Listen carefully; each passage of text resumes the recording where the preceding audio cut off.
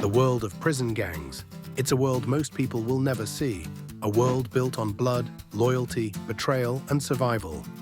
Behind the walls of America's toughest prisons, two names stand above all others: the Mexican Mafia, known as La M, and the Texas Syndicate, TS. These are not just gangs, they are shadow empires. And for decades, they've waged a war that has spilled from the prison yard onto the streets, shaping the landscape of organized crime in the United States. It's easy to think of prison as the end of the road, a place where criminal empires die. But for groups like La M and the Texas Syndicate, prison was the birthplace. What started as protection for inmates soon became a war machine. And once that machine started rolling, nothing. No prison walls, no law enforcement crackdowns, no rival gang could stop it.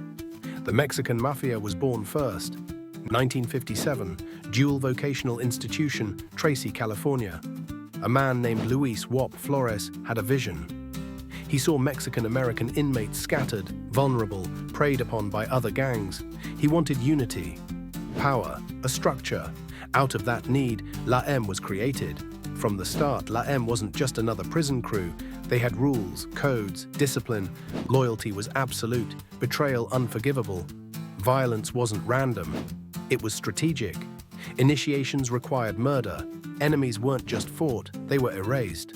Their roots were in East Los Angeles, Chicano neighborhoods, barrios, places where gangs were already part of life. Inside the prisons, La M ran drugs, enforced protection, and killed anyone who threatened their control. By the late 1960s, they weren't just strong, they were dominant. The most powerful Hispanic prison gang in California, but prisons can't contain ambition forever. By the 1970s, paroled members carried La M's influence back onto the streets.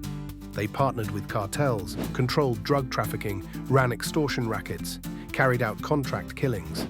Their reach stretched beyond prison walls, creating a criminal pipeline from California prisons to Mexican drug cartels to American neighborhoods.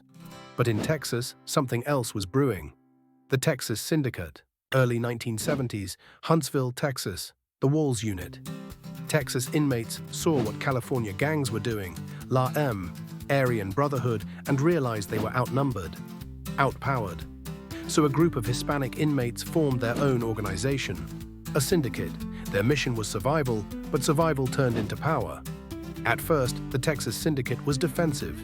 They protected their own, but power always tempts expansion. Soon, TS was moving drugs, collecting extortion, enforcing with blood.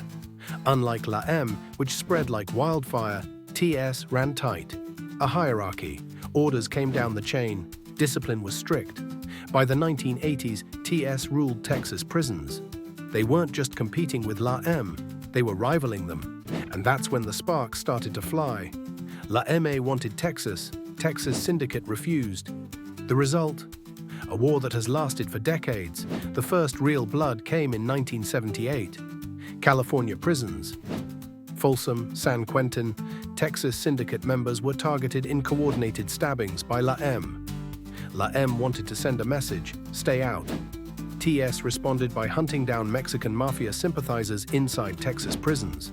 Then came October 26, 1984, San Quentin State Prison, the San Quentin Massacre.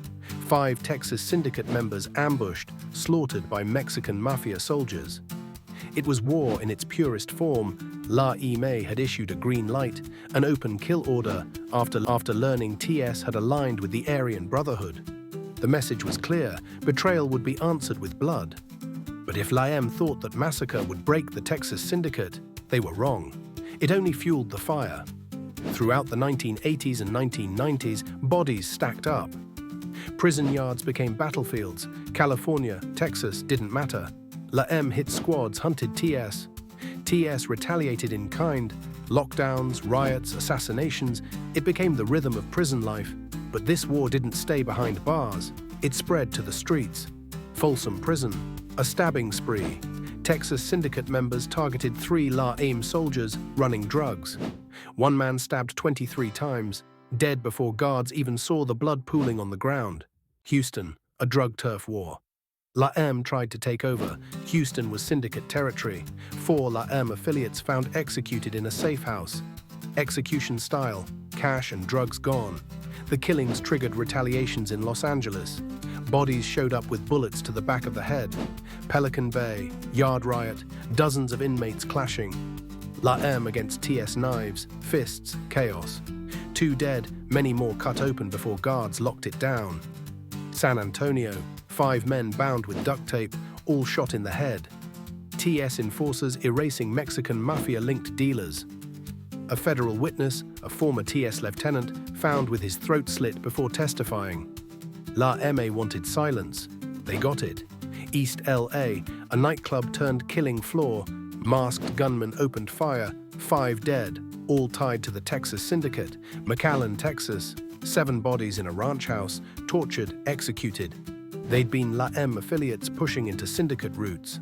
A high-ranking Mexican Mafia member, Manuel Littleman Torres, ambushed inside a Texas prison, stabbed over 50 times, chest carved with the words "TS owns Texas." And still the blood didn't stop. El Paso, a Texas Syndicate raid on a La M warehouse, millions in cash, hundreds of pounds of meth, stolen. The city turned into a killing ground for months. Beaumont Federal Penitentiary, a yard fight escalates into a riot. By the end, 3 men dead, a dozen more bleeding. Even in 2023, Houston streets ran red. 3 bodies burned inside a car, cartel-style hit. La M taking aim at Texas Syndicate soldiers after a drug deal went wrong. Over and over, the cycle repeated. Ambush, revenge, retaliation. This war has never been simple.